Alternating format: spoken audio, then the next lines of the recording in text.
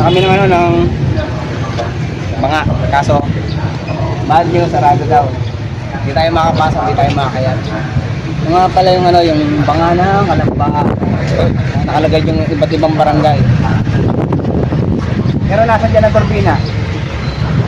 Nagwala yung turbina yata. Wala nga yun, baka nasa takip. Ano nangyari sa takip? Ninakaw. Yun ang masaklap. Ninakaw. Kaya ng barangay turbina daw, kasi dyan nakalagay lahat ng barangay ng Kalamba. Nakalagay dyan. Yung barangay turbina sa takip daw nakalagay. Eh, yung nangyari dyan sa takip, ninakaw. Oh, ito na wala.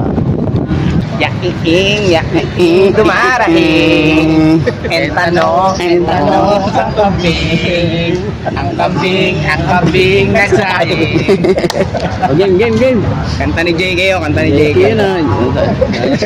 Wala sa aming ano.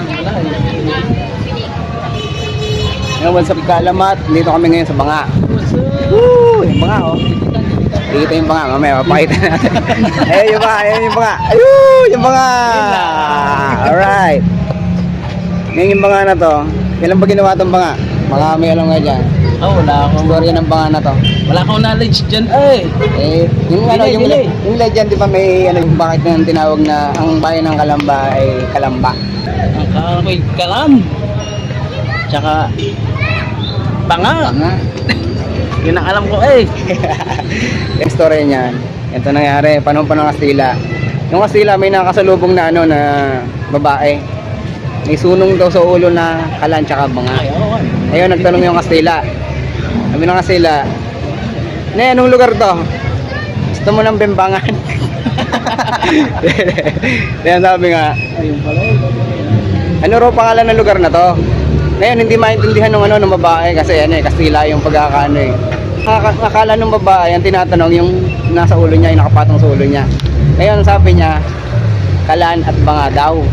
Akala ng Kastila, ang pangalan ng lugar ay Kalan at Banga. Na hanggang sa Lumao naging Kalamba. Alright. Pero nung naging city daw ang Kalamba, pare. Nung naging city daw ang Kalamba, ano daw papalitan yan eh. Eh, ano? Ipapalit daw. Rice cooker na daw sana ilalagay eh. Kasi naging city na yung Kalamba. Naging city na yung Kalamba kaya rice cooker na daw dapat ang ilalagay dyan. Upgrade na. Upgrade kaso ano, siguro hindi rin kinaya sa budget. Mahal lang ano eh, rice cooker eh. Papalitan na yan ang kapatong. No, papalitan na yan. Gagawin na yan. Rice cooker. Rice cooker. Ipon lang ng budget. Papalitan yan. Gagawin yung rice cooker yan. Kasi sasali na dyan yung barangay turbina. Wala sa mapa yung turbina eh.